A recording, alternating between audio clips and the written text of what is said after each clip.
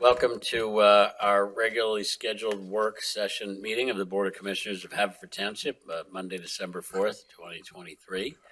Mr. Berman, will you call the roll? Commissioner Gondek? Present. Commissioner Forresty-Grubb? Here. Commissioner McCluskey? Here. Commissioner Cavender? Here. Commissioner Quinn? Here. Commissioner Hart? Here. Commissioner Wexler? Here. Commissioner Trombetta? Here. Commissioner Holmes? Here. The first item on our agenda is, I'm sorry. Yes, Chief, would you lead us in the pledge? Allegiance to the flag of the United States of America.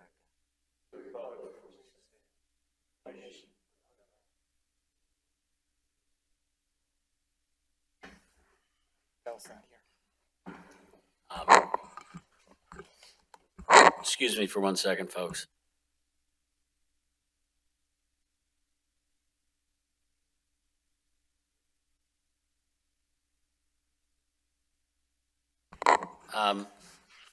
My township manager has reminded me that we will be doing next week, in addition to everything we see, the ordinances, resolutions on our agenda, we will also be doing the second reading of the sidewalk ordinance that we did last month. Obviously that's something we already discussed and passed, but that is an alert to the public as well as to my colleagues. That will also be under consideration next week. We will now move to the agenda. The first item is Commissioner Committee updates. Do we have any updates from any of our Commissioner committees? Hearing none, we will call up Chief Viola for his monthly police report.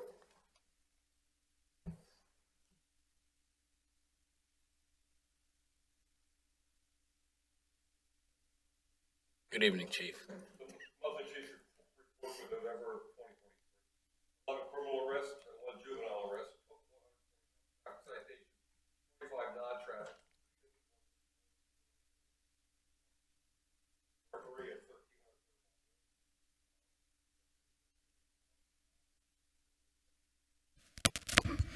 13. Was an attempted burglary, no entry gained. 800 block of Buck Lane, residents returned home from a week away and found their home was burglarized. Actor entered by forcing open a second floor window. Jewelry, silverware, and credit cards were taken. Now, this is an ongoing problem throughout Montgomery County, Bucks County, and Delaware County. It seems now that we've been hit with it also. They think this is an out-of-country gang that's doing these. They're entering through second floor windows when the houses are vacant. Not necessarily ransacking the houses, but looking for valuable goods and even taking safes out of the houses. So we're working on that with the other counties.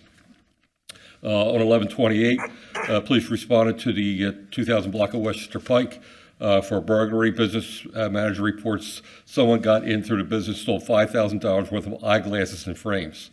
Evidence of forced entry was observed. Now, this is an office building. How they get in the office building, we don't know yet. So it's an internal office that they got in through. In the unit block of College Avenue, a resident reports that his home was entered via forced entry of a window between 9:30 in the morning and 7 o'clock at night. Taken with a small safe which held firearms. The investigation is ongoing. Motor vehicle theft attempts 4, 2500 block of Chestnut Avenue. Someone stole her Hyundai Sonata out of her driveway. They broke the passenger side window to get in the vehicle. The vehicle was recovered 2 days later, unoccupied in Upper Darby. It was also involved in a hit and run. This investigation is ongoing. 956 Railroad Avenue, Bryn Mawr Extended Care. Victim reports her vehicle was stolen in the parking lot. A gray Honda. Witness observed a black mare wearing maroon scrubs and a gray hooded sweatshirt entered a black seat of the stolen vehicle prior to the theft. 200 block of Glengarry Drive. A black Toyota Corolla was taken. Key fob probably left in the vehicle, and 600 block of Grand Avenue, a black Honda was taken out of the driveway also. Key fob was left in the vehicle. Theft from autos 5, 300 block of Lansdowne Avenue, a Honda was entered, thought he had locked the car, but he's unsure. 300 block of Lansdowne, theft, states of theft from the vehicle, Nissan Rogue was entered, taken was about $10 in coins. On 11/7, 2400 block of Avon, broke the rear passenger window of a Kia Forte, went through the vehicle, nothing taken from the vehicle. 2700 block of Belmont Avenue. Acura MDX was entered from the auto. $10 in currency was taken from the ashtray. And the 100 block of Farwood Road, a theft from a vehicle, 2000 between 8 o'clock on Sunday, 11/26 and 7:30 in the morning. Took a wallet from the storage compartment, $5 in U.S. currency, and a passport.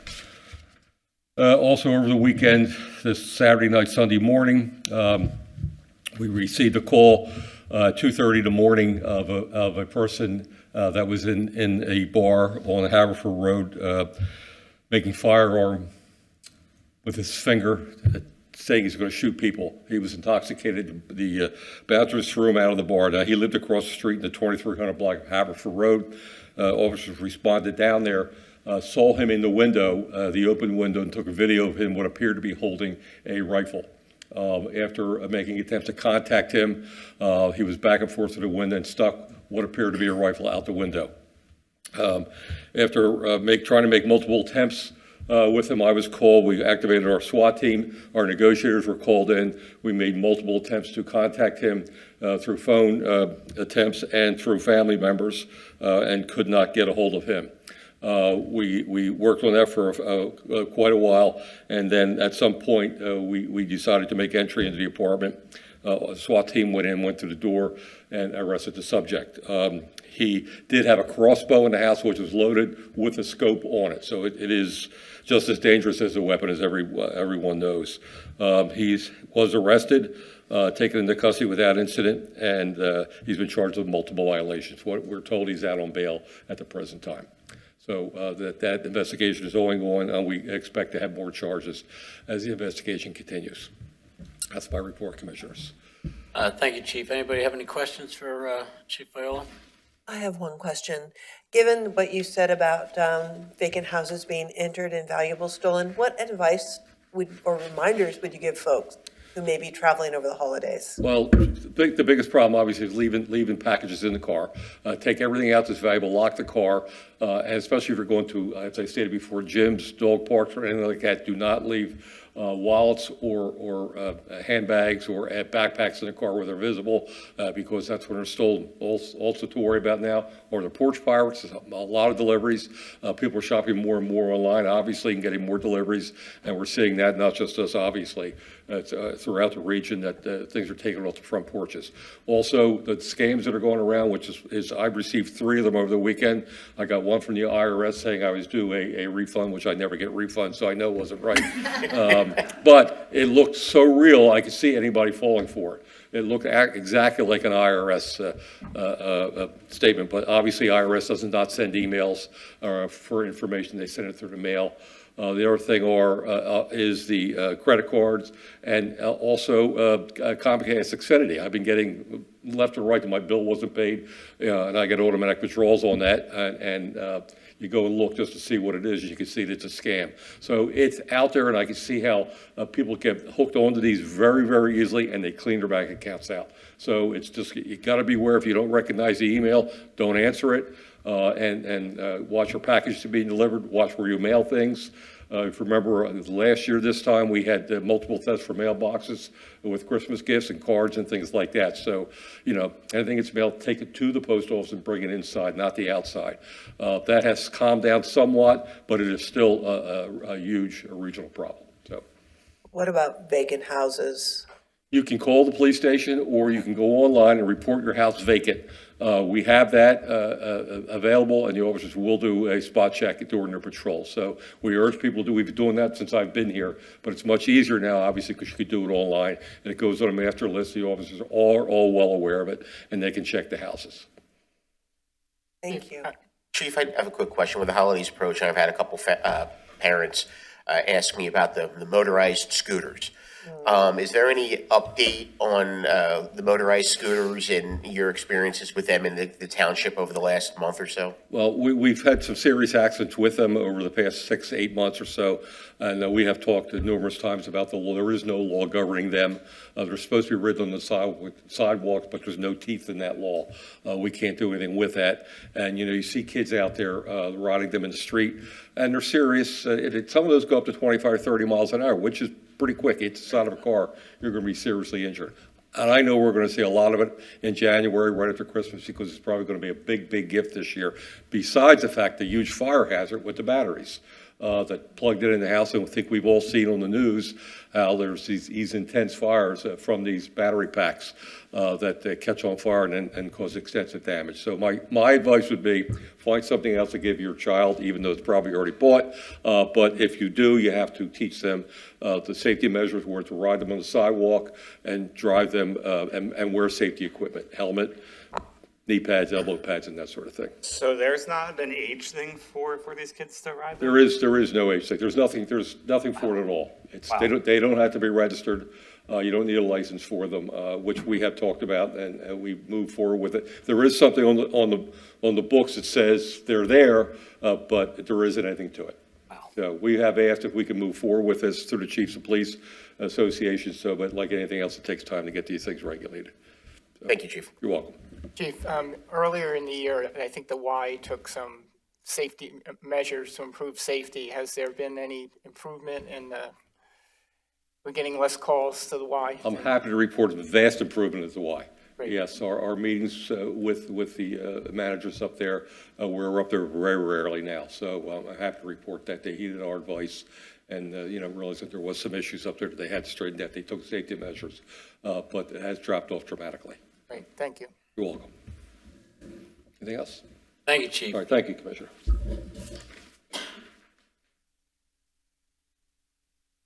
The next item on our agenda is discussion of any changes to the 2024 proposed budget. We were presented this 2 weeks ago, and is there any commissioner or Commissioner McCluskey, do you have any proposed changes to address or?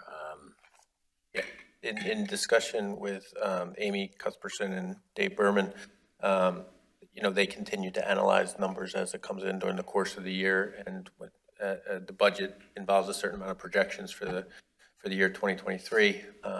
The October and November numbers that have come in continue to show solid performance in business area and permitting, and in the real estate market. Because of that, we've had further discussions in terms of what the tax increase could or should be. And I think at this point, we're all comfortable in next week proposing to reduce the tax increase from 2.58 down to 2.32. So. Thank you, Commissioner McCluskey, and thank you, Mr. Berman and Ms. Cuthbertson, for your work on that budget. Any other comments or questions from my colleagues? Hearing none. Next item on our agenda is discussion of next week's items. The first item on the agenda is billboards. There had been, we had anticipated the possibility of discussing a resolution of the ongoing billboard matter next week. That was aspirational. Discussions continue. It is my expectation that our special counsel handling that matter for us will continue to pursue settlement options and resolution throughout the month of December, and it may be a settlement that we consider at our regular session in January of 2024. And as folks know, this is ongoing litigation, so the discussions around that are subject to our executive session discussions, which we have had several of, including, I should have announced this, we did meet in executive session today. The board did from 6:30 to 7 to discuss matters involving litigation and personnel.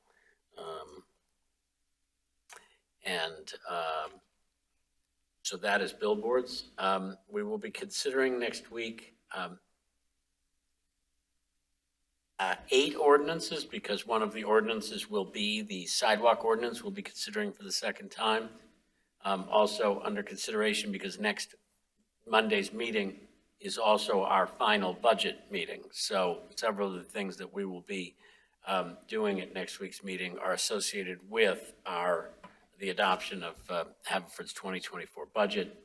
So the first item will be the sewer charge, the second item will be the trash fee. Third item will be the millage rate for our property taxes for 2024. The next one will be the actual adoption of the budget. So the first four ordinances under consideration next week are all associated with our budget. Then we'll be considering two traffic ordinances, a property tax credit ordinance under Act 172, and we will also be considering for the second time the ordinance regarding the installation of sidewalks in new developments here in Haverford Township. Do any of my colleagues have any questions or comments about these ordinances that are under consideration next week? I would just briefly ask if, I guess if the township manager or somebody could, for the public, give an explanation of the property tax credit that goes towards encouraging volunteer firefighters? Yes, the property tax credit is available to volunteer firefighters who meet a certain criteria that's established in the ordinance. And this is for active firefighters and volunteers with the fire companies. For years, the township had a 20% tax credit. This is just township property tax. And sometime in the last couple of years, the legislature changed that and allowed that to be increased to 100%.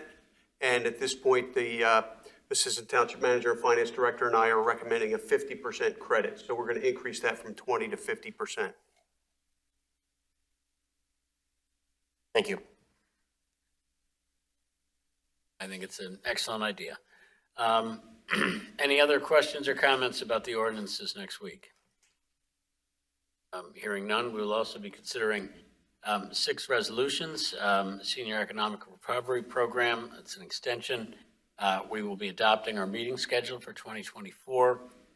We will be considering the application of ARPA funds for fire apparatus, the application of ARPA funds for the Haverford Township Business Revitalization and Modernization Matching Grant Program, also the application of ARPA funds for the replacement playground equipment at Mary Place, and the use of ARPA funds for replacement fencing at Jack McDonald Field. Anybody have any questions or comments on those resolutions?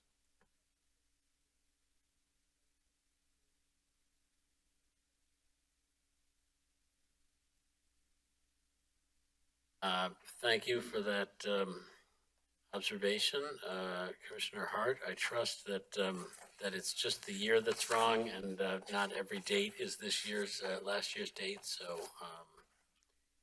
you just confirm that. That would be great.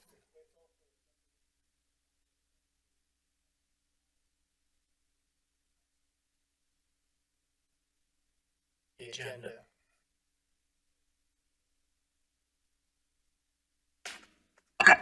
Oh, yeah, I don't see the, anything in there about Caracon Drive. It is in our packet, but it's just not listed on the agenda, so if we could add that.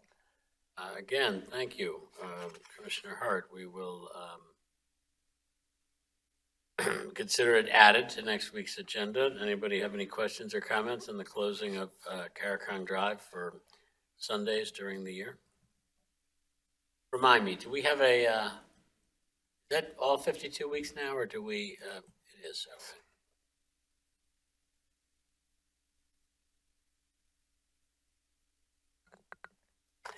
Any other questions or comments about the resolutions before us next week?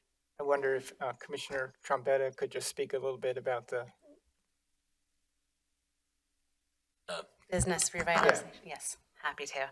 So next Monday, the board will consider a resolution that, if approved, would authorize the use of $225,000 in federal ARPA funds to administer a business revitalization and modernization matching grant program. This is a competitive matching grant program that is designed to promote economic development by awarding grants to businesses and commercial property owners for expenses related to renovating interior business and dining areas, improving exterior facade and outdoor seating spaces, purchasing and or installing energy efficient equipment, or implementing technology upgrades to enhance online purchasing and customer engagement. Through this program, businesses will be expected to make an initial investment in their project, 75% of which will ultimately be reimbursed by the township if approved, if this program is approved, and if that grantee is approved. The business or commercial property owners then expected to pay the remaining 25% of the costs associated with that project. Grant awards will be a minimum of $10,000 and a maximum of $25,000. The description for this grant program was drafted with input from our Economic Development Committee members, Commissioners Quinn, Gondek, and McCluskey, as well as myself. We also received essential input from the Pennsylvania Restaurant and Lodging Association, Discover Haverford, our township manager, and assistant township manager. So I'm happy to answer more questions or have my colleagues help me in answering these questions. But thank you for your consideration. I wondered about the lead time. Is there, it looks like it starts mid-January to February. Are businesses, is that giving them enough time to know about the program and applying for it? I think it's a fair question. I would say that the ideal situation is we approve it in December. That way we give them a month plus to apply, to prepare an application, to consider how they want to. And how do we go about Sorry. advertising it? Good question. I mean, I think we'll work with Discover Haverford, Pennsylvania Restaurant and Lodging Association, as well as, of course, our township staff to make sure that we're promoting it. Yeah, we've gotten pushback at times from businesses that are not part of Discover Haverford that they feel out of the loop. So if we could more broadly advertise it. Noted. Thank you. Any other questions or comments on this resolution or any of the other resolutions under consideration? I guess just to throw this out to people who are going to be watching this, and I'll reiterate this, or I'm sure Commissioner Trebetta will reiterate this next week also, on the Senior Economic Recovery Program extension that was set to expire December 31st of 2023. The resolution is to extend that. I just wanted to remind people that that is directly tied to the Pennsylvania property tax rent rebate program. So, even though we're extending it, if you're interested in it, apply for the Pennsylvania program ASAP, because that is a prerequisite for that particular program. How many applications do we have for that so far? I think we've given out between $60,000 and $70,000. I think maybe 65, just to be fair. And we get applications every week. We get another handful. I think as the Commonwealth processes those refunds, our residents process their application to us. Thank you. Any other questions or comments on the resolutions? Hearing none. We will also consider next week, we will be appointing 2 entry-level police officers at next week's meeting. We will also be considering and possibly adopting a 4-year collective agreement with the Fraternal Order of Police. We will be considering the change order for demolition and site preparation for 1 Mill Road. That's the property recently acquired by Haverford Township in relatively close proximity to the library. And about the one Mill Road spot, we'll be able to let everybody know, as we discussed around there, that when this work will be done. So Yes, Commissioner. If the board approves the change order and that's going to proceed, we'll give heads up well in advance to the neighbors. And I think the library set up a meeting with some of the neighbors in a week or 2. yes, yep. Thank you. Thank you. Could there be a bit of explanation for the public about why it's important to have that house demolished and available to our construction company as they begin the renovation and expansion of the library? Yes, the purpose of demolishing the house is twofold. We would have to demolish it eventually because it's going to provide the needed parking for the library. But the more imminent reason is because we need the area as a laydown area for materials. There's going to be an awful lot of work happening in a very small area. Can't shut down Mill Road. And so this will give us an opportunity to have material access right across the street. Dave and I have talked to the homes that will be directly impacted by this too. So we've made them aware of some things as well, so. That's great. Any other questions or comments about 1 Mill Road? Hearing none, we will also consider awarding contracts next week. 4 different contracts: a contract for the stadium for the mechanical preventive maintenance contract renewal. The Police Department of Public Works we will be asked to reject all the bids for traffic signal maintenance with the intent to rebid the contract. We will also be considering a contract to address a contract to construct a park and ride facility at Mill Road and Carricong Drive. And finally, a contract involving Westchester Pike tree planting. Any questions or comments about these contracts? Yeah, I wonder if Mr. Pannoni could just describe the park and ride facility. Sure. Prior to the pandemic, the board probably remembers, or certainly residents remember, the Norristown High Speed Line had a lot of usage. And we were struggling collectively with neighborhood parking in a few of the locations. We actually had the DVRPC come in and do a study to identify potential areas to expand our parking. One of the areas they identified was the intersection of Mill and Carricong. There's a piece of property there that has some SEPTA ownership and township ownership. It's a little bit of an odd ownership area down there. John will remember Carricong Ave was actually moved by the state closer to Cobb's Creek decades ago. So there's some unclaimed property, for lack of a better term.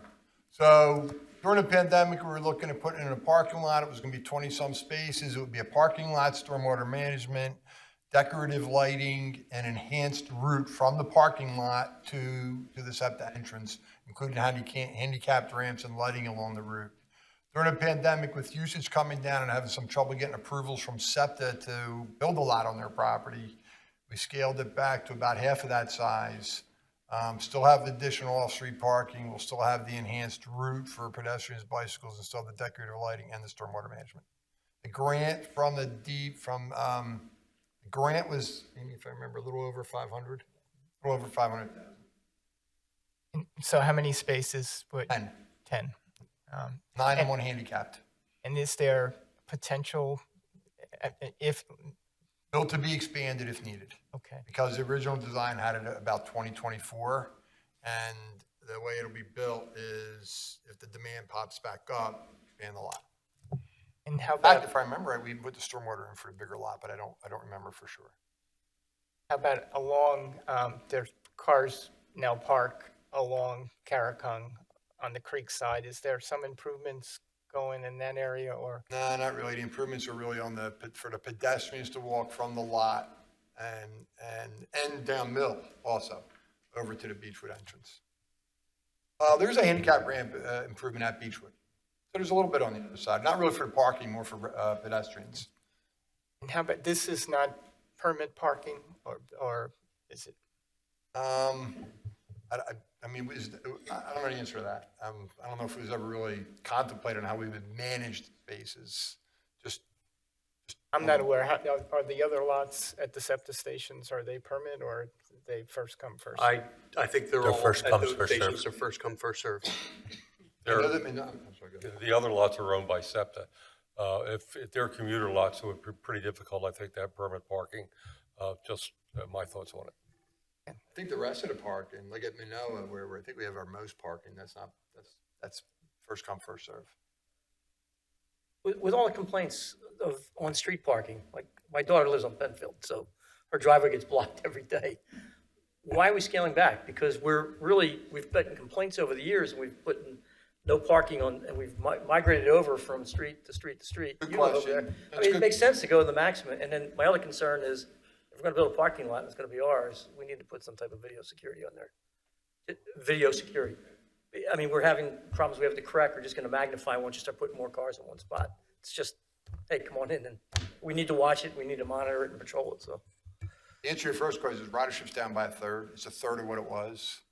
And we really, Commissioner Wessler, really try to balance the two, right? I mean, here we are, who knows how ridership's gonna bounce back? But we know it's a third of what it was pre-pandemic. Combine that with, to be honest with you, we were having, despite an endorsement letter from SEPTA, when the grant application went in, we're having trouble reconciling permitting issues with SEPTA. So we said, bird in hand, let's get the lot, let's not risk the grant, let's get the parking lot in, let's get the other enhancements along the route and everything, and build it in such a way we can expand it readily. So you're most of the way there by the way we'll build it. So if we were to expand it, we wouldn't need to do further stormwater or significant? Nothing else in terms of ingress and egress. I can't remember quite if we kept the stormwater the same size or not. We might have to enhance the stormwater. If it is, it's proportionate. But we would need SEPTA's approval still. Okay. That part that we scaled back was on SEPTA's property. Interesting, SEPTA's, I mean, this would improve, improve ridership, but they wouldn't, they're not Yeah, it interested. just got a little convoluted with all the it really is a convoluted area down there with Karakung being moved for title reports. They've tried to help with SEPTA. I mean, I think they were a little unconfident about what they owned and didn't own, I think. But it helps them. I don't think it's not insurmountable if ridership pops back up, that we could expand. And that's why we designed it, so we could expand it readily. Okay, great, thank you. Thank you, Mr. Pannoni. Any other questions or comments on any of the contract awards? I'm sorry, please. Go ahead, no, go. I was just gonna say, with the Westchester Pike tree planting, who is making the decision on where the trees go? Can someone just give a little bit of information about that? Yes, this project was conceptualized probably about a year and a half ago. It was approved for use to pay for with ARPA funds. And the original request came from Discover Haverford. And then we took their request and addressed it with Pannoni. And Pannoni assisted us in developing a set of specs that could be appropriately and competitively bid. And so Pannoni is looking at the location of the trees along with Discover Haverford. And I believe they're predominantly in the east end of Westchester Pike, if not entirely. That's correct. Thank you. Being towards Coles and everything. Do we know what kind of trees will be considered? There were 3 trees that were the basis of the bid, and any mix of those 3, I don't have those names of those trees in front of me, and I'm not the best at trees. Having said that, they are all trees that are available, and we did give the supplier, we got, as required, we solicited 3 telephone quotes because of the bid threshold. We got 3 quotes from or attempted to get 3 from local landscapers, and we did give some flexibility in the mix of trees. Like we spec collaboratively with Dave, I forget who you just mentioned, the Discover Haverford. Collaborating with them, pick the types of trees and species. And then the mix, we gave the supplier some flexibility based on what's available. You don't recall the general size of the trees? No, but you know what, I might be able to. I have this back in my phone, and maybe I'll try to get it to you afterwards. Does PennDOT have to approve? Like the caliber, yeah. Does PennDOT have to approve those? Because we get a contract every year to cut the median for them. We long before this went out, we did get a permit or permission from PennDOT. That's good. And I think they even have some input on the type, just to make sure we don't cause any harm. I'll try to get you the caliber. Okay, thanks. And I just had a question about the Scadium preventative maintenance contract. It looked like it was just for the Scadium, but somewhere in the contract, are they the same company that does this building, or? Amy, I think go ahead. Tustin is our current provider, and they are the same company that does both the Scadium and this building. But our facility superintendent has been meeting with both of them and evaluating performance, frankly, over the past year, and feels that going with Elliott Lewis for the Scadium is in our best interest. Elliott Lewis was awarded the contract to replace the new chillers that are coming in the spring. So we think having that all under one umbrella will be best. I believe in January, he'll have a follow-up memo about this building and the HVAC maintenance on that. He's still evaluating that. Okay, all right, thank you. Did you want me to review those trees, Dave? I just happened to pull up. Yeah, I don't have the size, but I could tell you some of the species. We have mostly red maple, some honey locust, concolor fir, is that, I don't know if I'm pronouncing it correctly, willow oak, serviceberry, redbud, crabapple, and there were a couple others that went back and forth, but those were originally the ones that were included. I'm sorry, I do have in my email, the caliber is 3 inches to 3.5 inches. Oh, great, so they're larger trees, good.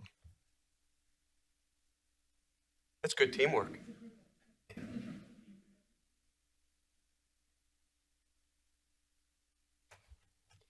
Any other questions or comments on contract awards? We will also be considering the purchase of EMS apparatus. In particular, I believe we will be purchasing new truck chassis for the mobile intensive care unit.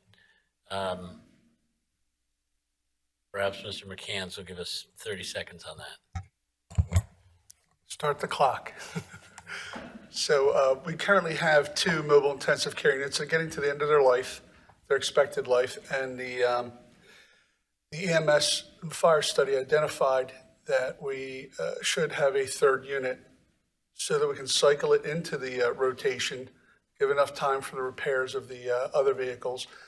And the more life that these vehicles have, the longer we have them, the more maintenance obviously they require. We do have an opportunity now, though, to purchase an already built ambulance by the same company that we have already purchased these 2 from, and they are rechassing another one of our ambulances. It's all on the schedule. So that would provide that 3rd ambulance immediately in the right time to back up the ones as they're being rechassied.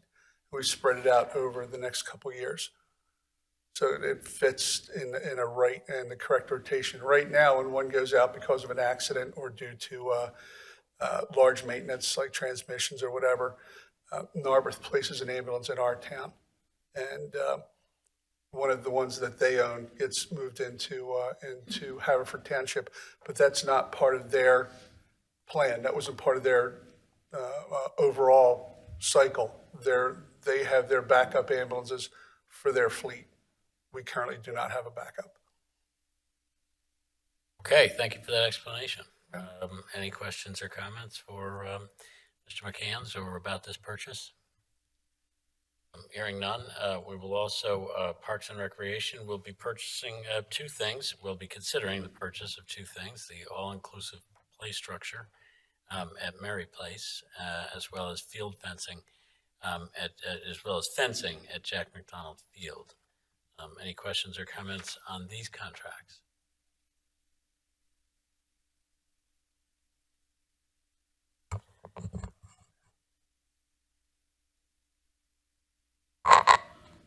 Okay, any last chance for any of my colleagues to address or raise any issues on any of the items on next week's agenda?